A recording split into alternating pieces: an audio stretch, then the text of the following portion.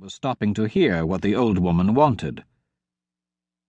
Then would come the scowl. Hadrian was not certain what that meant. Disappointment, perhaps?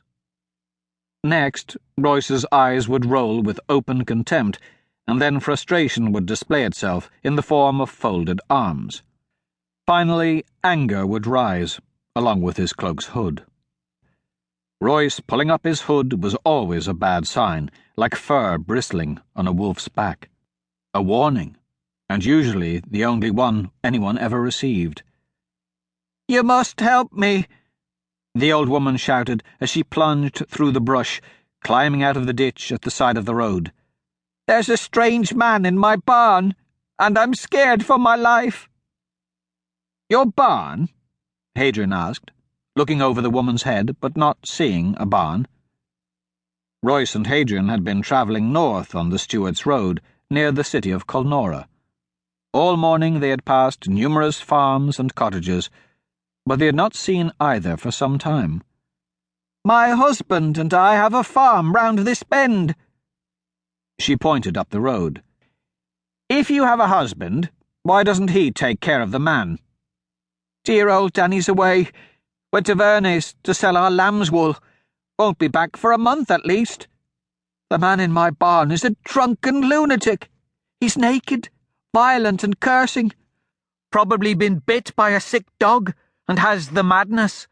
I'm afraid to go near the barn, but I need to feed our livestock. I just don't know what to do. I'm certain he'll kill me if I set foot inside." "You've never seen him before?" The woman shook her head. "If you help me, if you run him off my land, I'll see that you get a fine meal for both you and your horses. I'll even wrap up some extras to take with you. I'm a fine cook, I am." Hadrian dismounted and glanced at his friend. "What are you doing?" Royce asked. "It'll only take a minute," Hadrian replied. Royce sighed. The sigh was new. "You don't know this woman. This isn't your problem."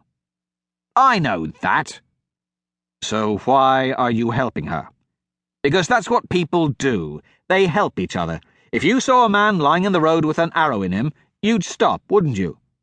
"Of course," Royce replied. "Anyone would. A wounded man is easy pickings, unless you could see from your saddle that someone else has already taken his purse." "What? No! No one would rob a wounded man and leave him to die." Royce nodded. "Well, no. You're right.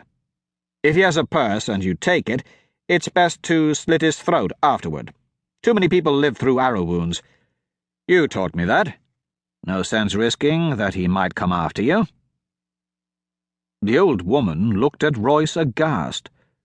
Now it was Hadrian's turn to sigh. "Don't mind him. He was raised by wolves." Royce sat with his arms folded and a glare in his eyes. "I should never have told you about that."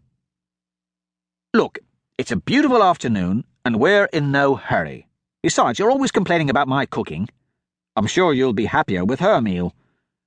I'm just going to have a quick talk with this guy." Hadrian added in a whisper. "He's probably just some poor fella desperate for shelter. I'll bet that if I can get the two of them to talk, we can work this all out. I can probably get her to pay the guy to help while her husband is away. The woman will get a hired hand, and he'll get some food and a place to sleep. What's more, we'll get a hot meal, so everybody wins. And when this good deed ends in disaster, will you listen to me next time and let people take care of their own problems?" "Sure, but it'll be fine. He's just one guy. Even if he's completely unreasonable, I think we can handle a drunken squatter." The fall had been a wet one, and the road was a muddy mess. Dead leaves hid puddles, trees were becoming black skeletons, and the songs of birds were few. Hadrian always missed them as the leaves fell, and was surprised in spring at their return, having forgotten their whistling music. Just as foretold, around the next bend